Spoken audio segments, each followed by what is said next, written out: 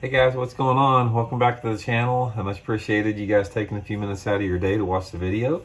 And today, today's video is sort of based on a trip I had yesterday. I took Elijah down to the creek to, he likes to go down there to launch his boat. So I took him down there and we spent some time in the creek. And he found one of the biggest crawdad, there's actually half a crawdad, but crawdad pinchers I've ever seen in a creek. In fact, the thumbnail in this video is that picture of that crawdad he found there. And it sort of gave me the idea for today's video. I want to talk about probably a couple of the biggest myths surrounding crawdads and lures, as far as how to, the interaction between the two, because I think there's a lot of myths out there. I'm going to give you guys my opinion on it based upon what I've seen in my experience. But real quick, guys, just a couple housekeeping tips. Just wanted to reiterate, if you guys would like to do some stuff to help support the channel, what I'm doing here, there's a couple different ways you can do that. Like I said, I've got memberships available to the channel that lets you guys get extra videos. My personal email address. You can go to the main page of my YouTube channel, click on the About section, then click on Intuitive Memberships for info there. We got t-shirts for sale on the YouTube channel.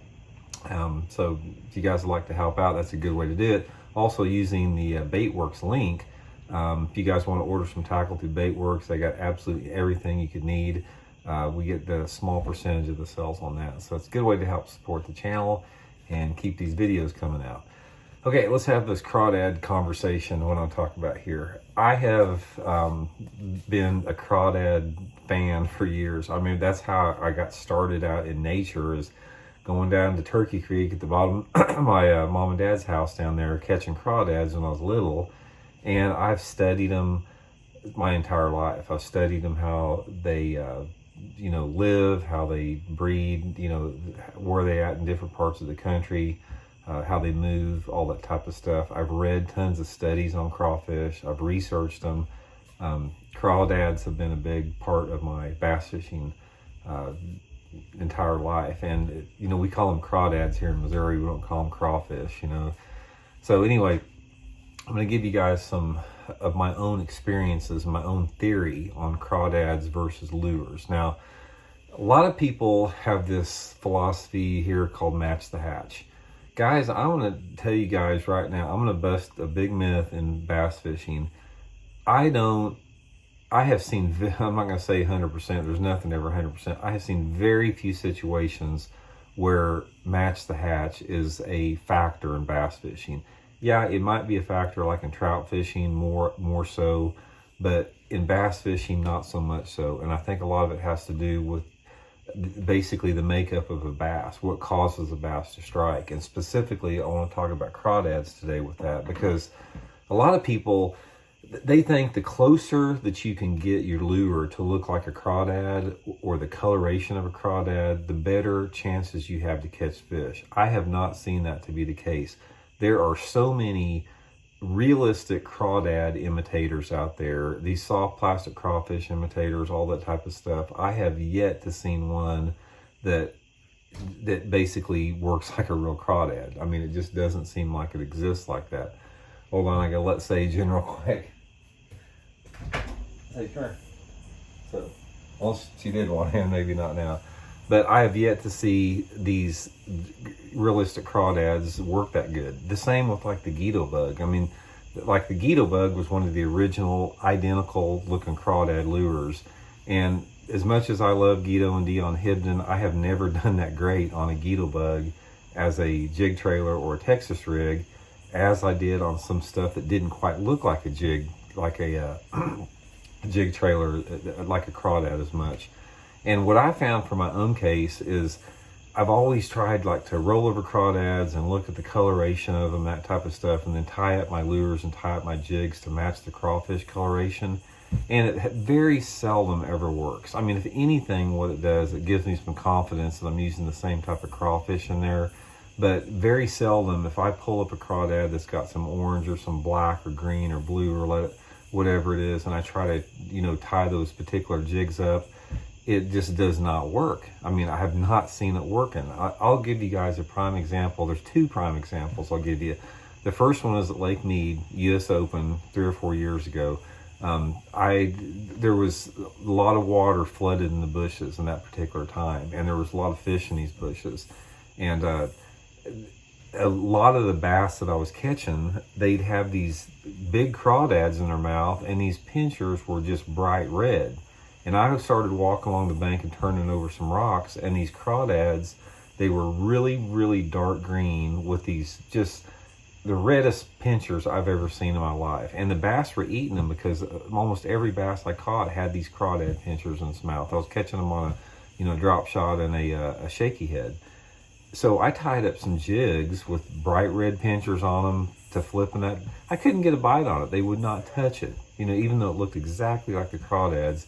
I've had the same thing happen at Grand Lake. There was one year down at Grand Lake where the crawdads, they had blue pinchers on them. I mean, just super, super blue pinchers, dark green crawdads with blue pinchers.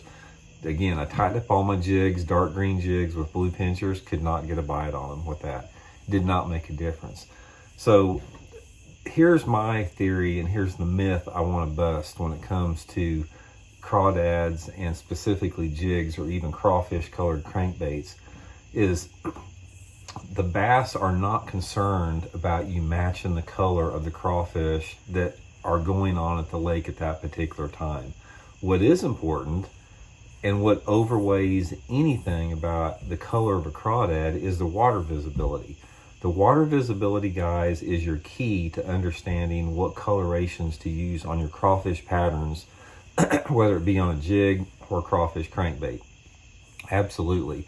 And when I'm talking about water clarities, I'm not only talking about how far you can see down in the water, but I'm also talking about the tint, the coloration of a water. Because some water visibilities, if you have 3 foot of visibility, some, depending upon what part of the country you're in, that 3 foot visibility can be darker. It can have a tannic water. If you're up north, it could have more of an alkaline blue look. If it's in the Midwest, it could have more of a green algae look.